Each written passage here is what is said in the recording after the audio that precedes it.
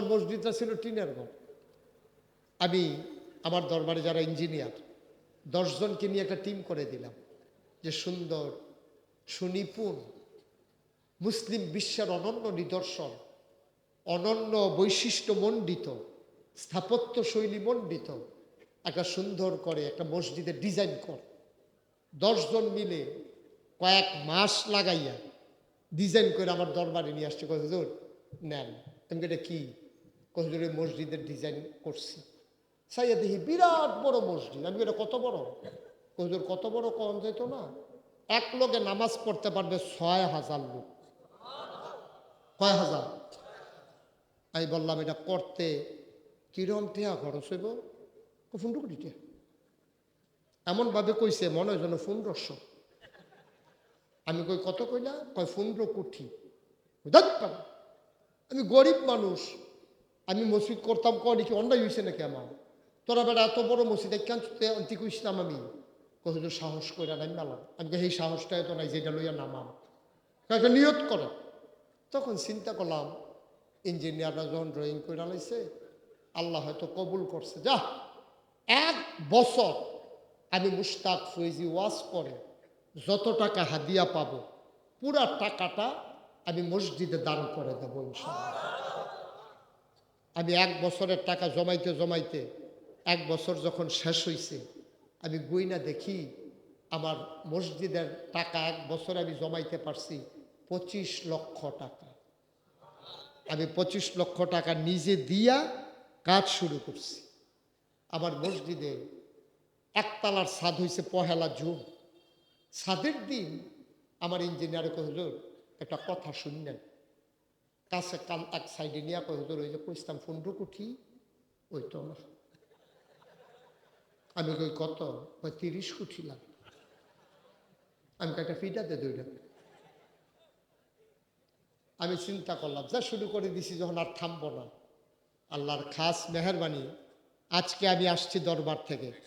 আসার সময় আমি দেখলাম 4 কোটি 12 লক্ষ টাকা আজকে পর্যন্ত খরচ করেছি, 1 টাকাও ঋণ নাই। প্রায় 15 কোটি টাকা, 4 কোটি 12 লক্ষ খরচ করছি।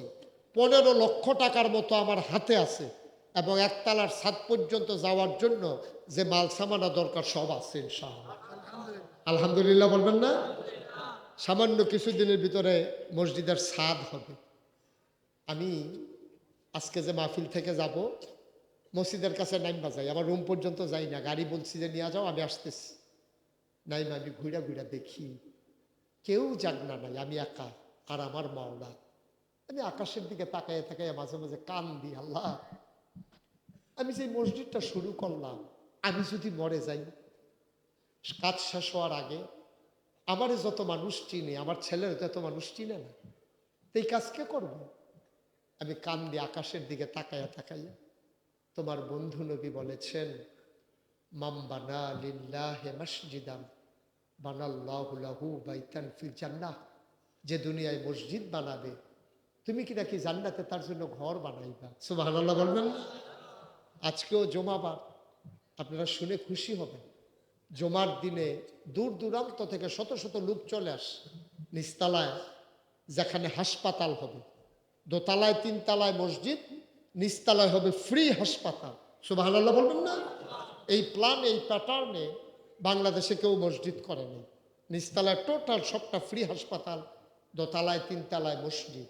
125 ফুট চওড়ায় নিচতলা থেকে দোতলায় ডাইরেক্ট সিঁড়ি উঠে গেছে, মাটি থেকে ডাইরেক্ট দোতলায় উঠে গেছে সিঁড়ি মসজিদে যাওয়ার জন্য। শুধু সিঁড়িতে দাঁড়িয়ে প্রায় 300 লোক নামাজ পড়তে পারবে। মারহাবা বলবেন না?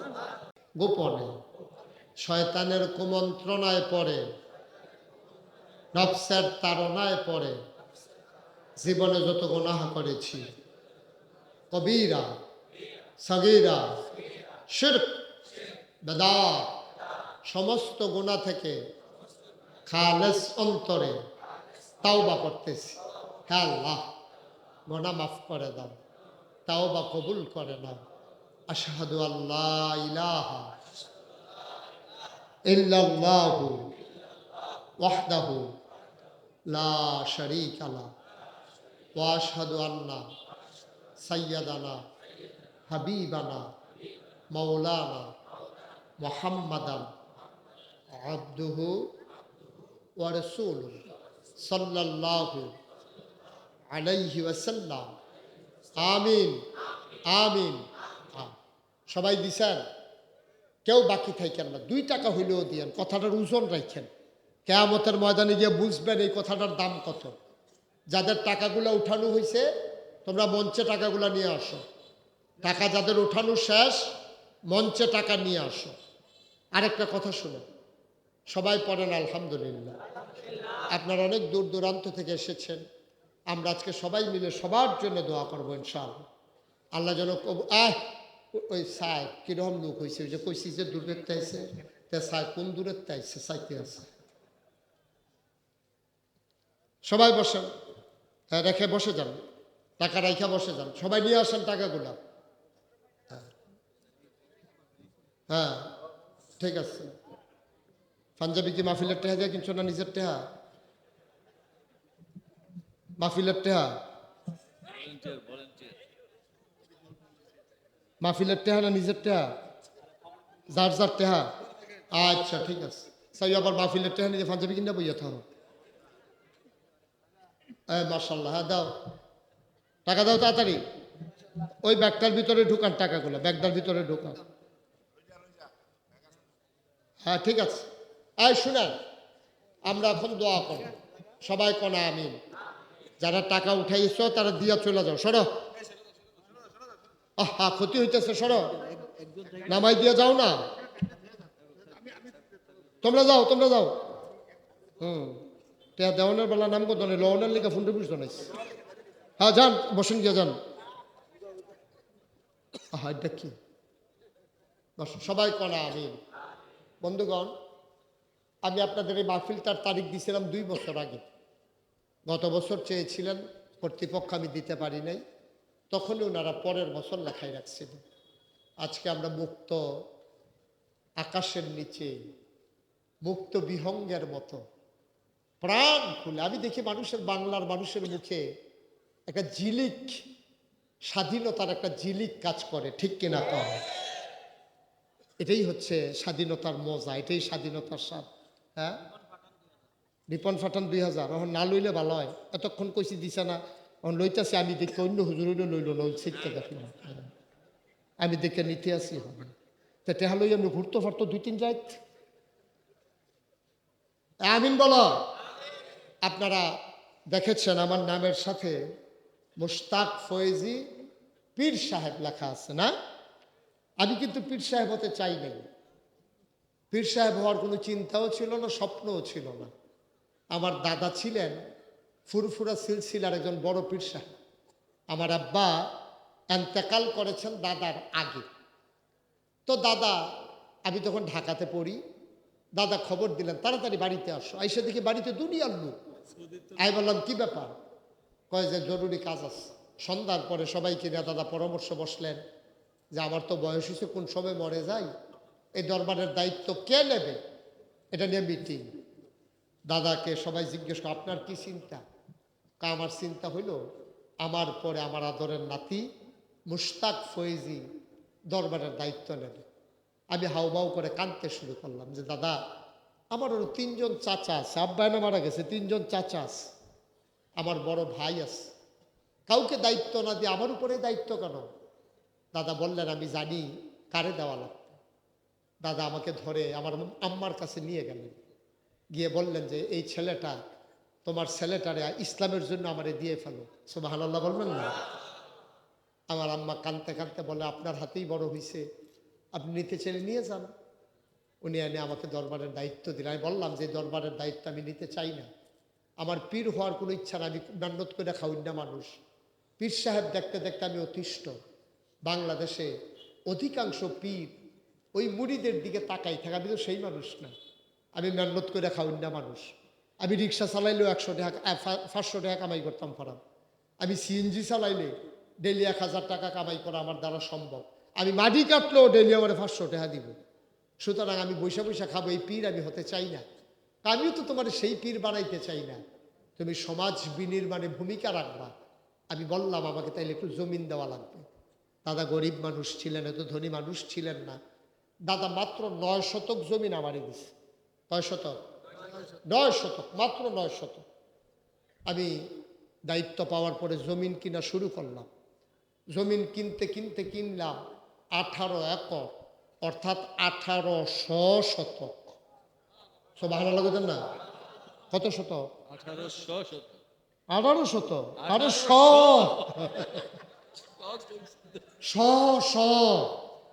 1800 শতক জমিন আমি কিনা, আমি 10টা প্রতিষ্ঠান এখন আমার দরবারে চলে। একটা খানকা আছে সিকিরাজকারের জন্য, একটা মাদ্রাসা, একটা নুরানি মাদ্রাসা, একটা হাফিজিয়া মাদ্রাসা, একটা ধাতব্য চিকিৎসালয়, একটা গণপাঠাগার, গবেষণাগার, ছাত্রাবাস, ইয়াতিমখানা, মসজিদ। মারহাবা বলবেন না? কয়টা প্রতিষ্ঠান? আমার মসজিদটা ছিল টিনের ঘর। আমি আমার দরবারে যারা ইঞ্জিনিয়ার 10 জনকে নিয়ে একটা টিম করে দিলাম, যে সুন্দর সুনিপুণ মুসলিম বিশ্বের অনন্য নিদর্শন, অনন্য বৈশিষ্ট্য মণ্ডিত, স্থাপত্য শৈলী মণ্ডিত একটা সুন্দর করে একটা মসজিদের ডিজাইন কর। 10 জন মিলে কয়েক মাস লাগাইয়া ডিজাইন করে আমার দরবারে নিয়ে আসছে। কয় হুজুর নেন। আমি এটা কি? কয় হুজুর এই মসজিদের ডিজাইন করছি। সাইয়া দেখি বিরাট বড় মসজিদ। আমি এটা কত বড়? কয় হুজুর কত বড় কম যেত না, এক লোকে নামাজ পড়তে পারবে 6000 লোক। কয় হাজার? আমি বললাম এটা করতে কিরম টেয়া খরচ হইব? 15 কোটি টাকা। এমনভাবে কইছে মনে হয় যেন 1500। আমি কই কত কইলা? কয় 15 কোটি। আমি গরিব মানুষ, আমি মসজিদ করতাম, কয় নাকি অন্যায় হয়েছে নাকি আমার? তোরা বেটা এত বড় মসজিদ আনতে কইছিলাম আমি। কত সাহস করে নাম নালাম। আমি এই সাহসটাই তো নাই যেটা লইয়া নামাম। একটা নিয়ত করে। তখন চিন্তা করলাম ইঞ্জিনিয়াররা যখন ড্রয়িং করে লাইছে, আল্লাহ হয়তো কবুল করছে। যা 1 বছর আমি মুশতাক ফৈজি ওয়াজ করে যত টাকা হাদিয়া পাবো পুরা টাকাটা আমি মসজিদে দান করে দেবো ইনশাআল্লাহ। আমি 1 বছরের টাকা জমাইতে জমাইতে 1 বছর যখন শেষ হয়েছে, আমি গইনা দেখি আমার মসজিদের টাকা 1 বছরে আমি জমাইতে পারছি 25 লক্ষ টাকা। আমি 25 লক্ষ টাকা নিজে দিয়া কাজ শুরু করছি। আমার মসজিদে একতলার ছাদ হয়েছে 1 জুন। ছাদের দিন আমার ইঞ্জিনিয়ারে কয় হুজুর একটা কথা শুনলেন। কাছে কান এক সাইডে নিয়ে কয় হুজুর ওই যে কইতাম 15 কোটি ওই তো না। আমি কই কত? কয় 30 কোটি লাগে। আমি কয়েকটা ফিটাতে দইটা। আমি চিন্তা করলাম, যা শুরু করে দিছি যখন আর থামবো না। আল্লাহর খাস মেহেরবানি, আজকে আমি আসছি দরবার থেকে। আসার সময় আমি দেখলাম 4 কোটি 12 লক্ষ টাকা আজকে পর্যন্ত খরচ করেছি, 1 টাকাও ঋণ নাই। প্রায় 15 কোটি টাকা, 4 কোটি 12 লক্ষ খরচ করছি। 15 লক্ষ টাকার মতো আমার হাতে আছে এবং একতলার ছাদ পর্যন্ত যাওয়ার জন্য যে মাল সামানা দরকার সব আছে ইনশাআল্লাহ। আলহামদুলিল্লাহ বলবেন না? সামান্য কিছুদিনের ভিতরে মসজিদের ছাদ হবে। আমি আজকে যে মাহফিল থেকে যাব মসজিদের কাছে নাইমা যাই, আমার রুম পর্যন্ত যাই না, গাড়ি বলছি যে নিয়ে যাও, আমি আসতেছি। নাইমা আমি ঘুরা ঘুরা দেখি কেউ জাগনা নাই, আমি একা আর আমার মাওলা। আমি আকাশের দিকে তাকাইয়ে তাকাইয়ে মাঝে মাঝে কান দিই, আল্লাহ আমি যে মসজিদটা শুরু করলাম, আমি যদি মরে যাই কাজ শেষ হওয়ার আগে, আমারে যত মানুষ চিনে আমার ছেলের তত মানুষ চিনে না, এই কাজ কে করবে? আমি কান দিয়ে আকাশের দিকে তাকাইয়া তাকাইয়া, তোমার বন্ধু নবী বলেছেন মাম বানা লিল্লাহি মসজিদান বানাল্লাহু লাহু বাইতান ফিল জান্নাহ। যে দুনিয়ায় মসজিদ বানাবে তুমি কি নাকি জান্নাতে তার জন্য ঘর বানাইবা। সুবহানাল্লাহ বলবেন। আজকেও জুমাবার, আপনারা শুনে খুশি হবেন। জুমার দিনে দূর দূরান্ত থেকে শত শত লোক চলে আসে নিচতলায়, যেখানে হাসপাতাল হবে। দোতলায় 3 তলায় মসজিদ, নিচতলায় হবে ফ্রি হাসপাতাল। সুবহানাল্লাহ বলবেন না? এই প্ল্যান, এই প্যাটার্নে বাংলাদেশে কেউ মসজিদ করেনি। নিচতলায় টোটাল সবটা ফ্রি হাসপাতাল, দোতলায় 3 তলায় মসজিদ, 125 ফুট চওড়া। নিচতলা থেকে দোতলায় ডাইরেক্ট সিঁড়ি উঠে গেছে, মাটি থেকে ডাইরেক্ট দোতলায় উঠে গেছে সিঁড়ি মসজিদে যাওয়ার জন্য। শুধু সিঁড়িতে দাঁড়িয়ে প্রায় 300 লোক নামাজ পড়তে পারবে। মারহাবা বলবেন না? শুধু সিঁড়িতে দাঁড়িয়ে পড়তে পারবে 300 লোক। আমার এই মসজিদটা আমার স্বপ্ন। এই বাংলাদেশে কোনোদিন মুশতাক ফৈজি হাত পাতে নাই। বিভিন্ন ক্রাইসিস পিরিয়ড ওভারকাম করার জন্যে আমি চেষ্টা করেছি সহযোগিতার হাত বাড়াই দিতে। আমি করোনার সময় মানুষের ঘরে ঘরে গিয়ে তাদেরকে বাজার করে দিয়ে আসছি। আমি সেদিন ভয় পাই নাই। এই গত বন্যায় আপনারা সোশ্যাল মিডিয়ায় দেখেছেন, আমি 15 দিন ধরে আমার বাসায় যাই নাই। আমার স্ত্রী সন্তান থেকে আলাদা ছিলাম। আমি 15 দিন মানুষের ঘরে ঘরে খাবার পৌঁছে দিয়েছি। ওরা মহিলারা কেঁদেছে, পুরুষেরা কেঁদেছে, হুজুর আপনার মতো মানুষ এ পানি দিয়া আমাদের ঘরে চলে আসছেন। আমি বললাম যে সারা জীবন তো আপনারা আমারে দেখছেন, আজকে আমি আপনাদেরকে দেখার জন্য চলে আসছি। আলহামদুলিল্লাহ বলবেন। আমি চেষ্টা করেছি সময়ে সময়ে মানুষের পাশে দাঁড়ানোর জন্যে। এই যে 5ই আগস্টের পরে, দ্বিতীয় স্বাধীনতার পরে আমি ডিসি সাহেবের সাথে মিটিং করে, এসপি সাহেবের সাথে মিটিং করে আমি এনশিওর করেছি কুমিল্লা শহরে যতগুলো মন্দির ছিল সবগুলোতে ওলামায়ে কেরামের পাহারা বসিয়েছি। সুবহানাল্লাহ বলবেন না? আমরা চেষ্টা করেছি এ দেশ বিনির্মাণে ভূমিকা রাখার জন্য। আমাদের চাওয়া পাওয়ার কোনো হিসাব নাই, পদ পদবীর কোনো লোভ নাই। আমাদের একটাই চাওয়া, আল্লাহর জমিনে আল্লাহর দিন যদি সুন্দরভাবে কায়েম হয়ে যায়। ঠিক কিনা কও? আমার এই মসজিদটা আমার স্বপ্ন। আমার গত 3 দিন আগে মাহফিল ছিল ঢাকা গুলশানে। আমি যখন বললাম আমার এই মসজিদ আপনারা পারলে সবাই শরীক থাকেন, সবাই মিলে যখন কিছু কিছু দিছে, আমি বাসায় গিয়ে গয়না দেখি 1,38,000 টাকা তারা ক্যাশ আমার হাতে দিছে। মারহাবা বলবেন না? আমি যেখানে যাই একটা রিক্সাওয়ালা দেখলো আমার মসজিদের কথা বলি, কারণ এটা আমার স্বপ্ন, এটাকে আমাকে করতেই হবে। আমি দোয়া করি, আল্লাহর কাছে চাই, আল্লাহ মসজিদের কাজ শেষ হওয়া পর্যন্ত অন্তত আমার হায়াত দাও। এরপরে মেরে ফেলো, মরতে তো হবেই। এই প্যান্ডেলটার ভিতরে কেউ আছেন যে হুজুর ইনশাআল্লাহ আপনার এই আল্লাহর ঘর মসজিদের জন্য আল্লাহ যেন জান্নাতে আমাদের জন্য ঘর বানায়, দোয়া করেন। আমি প্রাণ ভরে দোয়া করব। আছেন কেউ যে হুজুর আমি 1,000 টাকা দিলাম, আমি 5,000 টাকা দিলাম আল্লাহর ঘর মসজিদের জন্য, আমি প্রাণ ভরে দোয়া করব। মাশাআল্লাহ, আমার ভাই উনি 1,000 টাকা দিয়েছেন। জি, যারা দিতে চান একটু পাঠাই দেন অথবা নিয়ে আসেন। জি, একটু সহযোগিতা করেন, হ্যাঁ একটু দেন। মাশাআল্লাহ। আবার আরেক ভাই, এই যে এক ভাই উনি দিচ্ছেন 1,000, উনি দিচ্ছেন, আহা তাড়াতাড়ি করো, উনি দিচ্ছেন 1,000, আরেক ভাই দিচ্ছেন 1,000। মাশাআল্লাহ, এই ভাই দিচ্ছেন 100 টাকা। আমি অনেক বেশি চাইনি, আমাদের চেয়ারম্যান সাহেব না, মাশাআল্লাহ সো জেন্টেল একটা মানুষ, চেহারার ভিতরে একটা ভাব আছে, একটা হাসি দিল, একটা ভাব আছে না, একটা চেয়ারম্যান না উনি। মাশাআল্লাহ। আপনার মসজিদের জন্য 1,000 টাকা আর আমি এই জিম গাড়ার জন্য 1,000 টাকা দিব। এখানে তো 500। না 500 দিতে আমরা মসজিদ দিতাম। ও মসজিদ, আমি ভাই এই যে নীল, এটা কি রঙের শাড়ির নামও তো মনে নেই রঙের, একটু বসে উঠতেন না।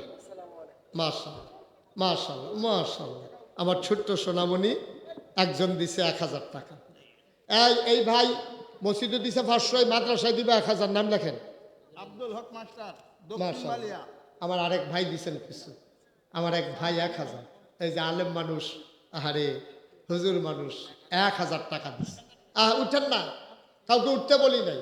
এই তোমরা যারা ইউটিউবাররা আছো ভিতরে ঢুকো, যারা ভলেন্টিয়াররা আছেন একটু ভিতরে জানতো, যারা দিতে চায় বিসমিল্লাহ বলে নিয়ে আসেন। মাশাআল্লাহ, আমার আরেক ভাই 1,000 দিয়েছেন, আরেক ভাই দিয়েছেন 100। আর একটা লোক উঠেন না ভাই, আপনি না দিতে পারলে বসে থাকেন, আর টাকা না দিলে নাই, কিন্তু উঠেন না, শরম দিয়েন না আমারে। মানুষ বলবে যে মসজিদের টাকা উঠে দিকে, তুমি আরো ভিতরে যাওয়াই ছেলে, ভিতরে যাও, দেখো যারা দিতে চায় নিয়ে আসো। সবাই একটু পেছন দিক দিয়ে 2-1 যান, পেছনে উঠেন, 1-2 উঠেন পেছনে, যারা দিতে চায় দেন। আমার একটা আবদার আছে, আবদার হইল আপনি একবারে খালি যাওয়ার চাইতে আপনি 2টা টাকা দিয়েন, আল্লাহর ঘর মসজিদে দিবেন, আমারে দিবেন না। 2টা টাকা দিয়েন, তারপরেও খালি যাইয়েন না কেউ, এটা আমার একটা আবদার। 2 টাকা, কিন্তু খালি যাওয়ার দরকার নাই, 2টা টাকা দিয়েন। আমরা সবাই মিলে দোয়া করবো ইনশাল্লাহ। আমাদের আজকের মাহফিলের সভাপতি সম্মানিত পীর সাহেব হুজুর হজরত মৌলানা আহমদ বিন ওয়াজিউল্লাহ হুজুর আছেন। হুজুর ইনশাল্লাহ দোয়া করবেন। হ্যাঁ মাশাল্লাহ। আমাদের সেক্রেটারি সাহেব 500 দিছে। আহা ভাই দোয়া করবেন না? দোয়া করে আচ্ছা মাশাল্লাহ। সৌদি থেকে ফোন করে একজন 10,000 টাকা দিয়েছে। জি আমরা সবাই মিলে দোয়াতে শরীক হয়ে উঠেন না। আহা দোয়া হয়ে যাচ্ছে তো এখন। পারলে দিবেন, না পারলে না, উঠতেছেন কেন? মাশাল্লাহ মাশাল্লাহ। আল্লাহ তুমি কবুল করো, কবুল করো, মনের আশা পূরণ করে দাও। আয় আল্লাহ তুমি তাকাইয়া দেখো সবাই মিলে। মাশাল্লাহ মাশাল্লাহ। মসজিদের জন্য দিতেছে, আর আমরা সবাই মিলে দোয়াতে শরীক হই, দোয়াতে শরীক হই। আল্লাহুম্মা আমিন, আল্লাহুম্মা আমিন, আল্লাহুম্মা আমিন, আল্লাহুম্মা আমিন। রব্বানা যালামনা আনফুসানা ওয়া ইন লাম তাগফির লানা ওয়া তারহামনা লানাকুনান্না মিনাল খাসিরিন। আয় আল্লাহ তাআলা তোমার কুদরতি পায়ে ধরে ভিক্ষা চাই, আমাদের জীবনের গুনাহগুলো তুমি মাফ করে দাও। এই জীবনে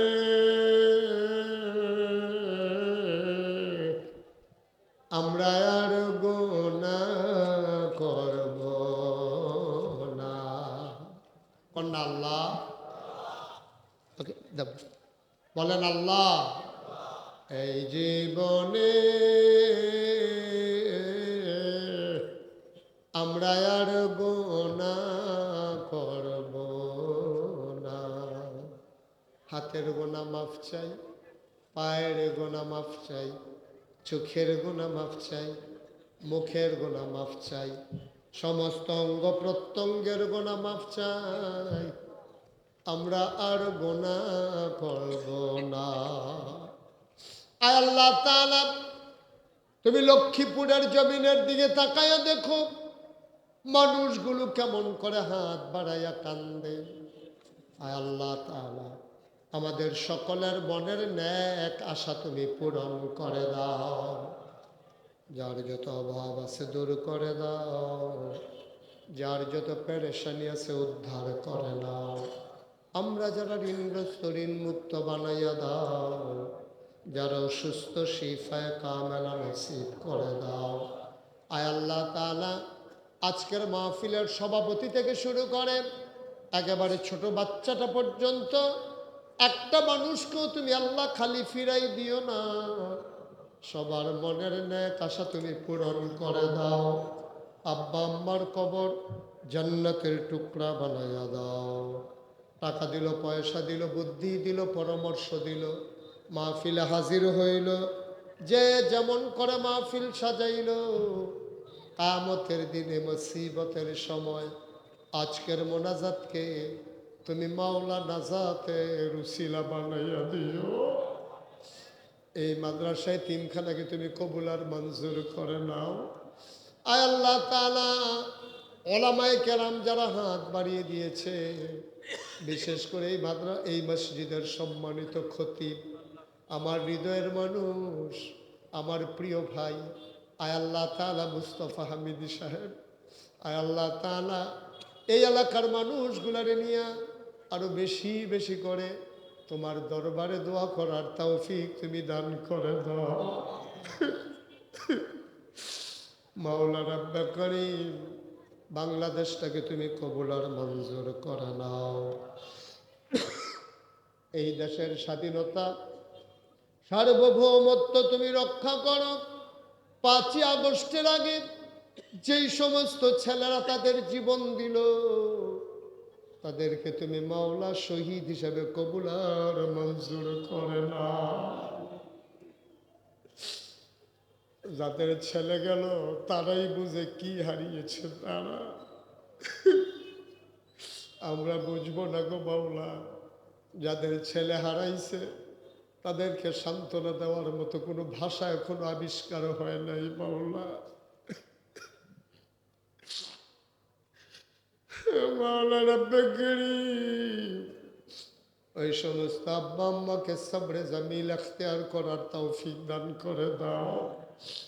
আয় আল্লাহ তাআলা, আমি আসি আর না আসি, আমি থাকি আর না থাকি, আজকের এই মাহফিল উপযুক্ত খাদেম দিয়া কিয়ামত পর্যন্ত তুমি মাওলা কায়েম আর দায়েম রেখে দিও।